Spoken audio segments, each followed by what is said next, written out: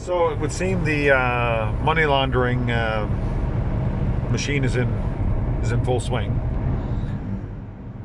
Between the war in Ukraine and the expanding war in Ukraine and the war in Israel,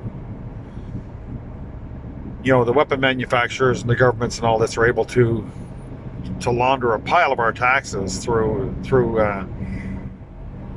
bombs, bullets, and beans. Mostly bombs and bullets, very few beans. And it doesn't matter really what side of these conflicts you're on, whether you're Russian or Ukrainian or some other nationality fighting in these things. All you're doing is feeding the machine, feeding the money-making machine. The taxpayers' money goes into bombs and bullets, and the profits, astronomical profits, go back to the wealthiest people on the planet, the people who are supplying, the weapons and logistics and everything else that's required to blow the hell out of men and turn them into hamburger. And it's absolute insanity.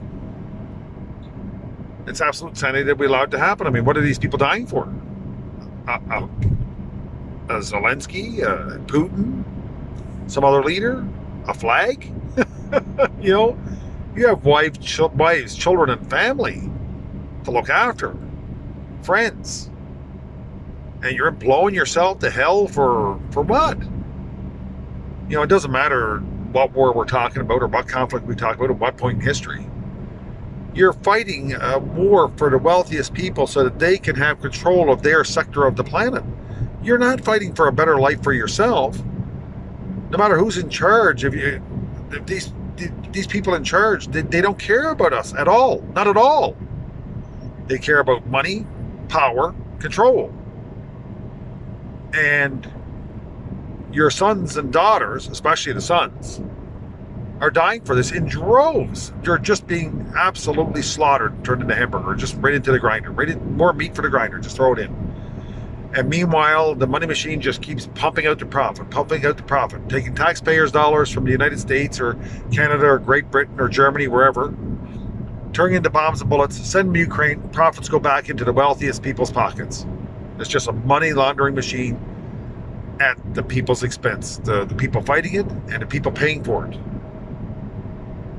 And if we stop pointing the guns at each other and just put them down, there's nothing they can do about it. Nothing. You can stop all this in a day. Just put the damn guns down. Go home to your children and your families and live your lives.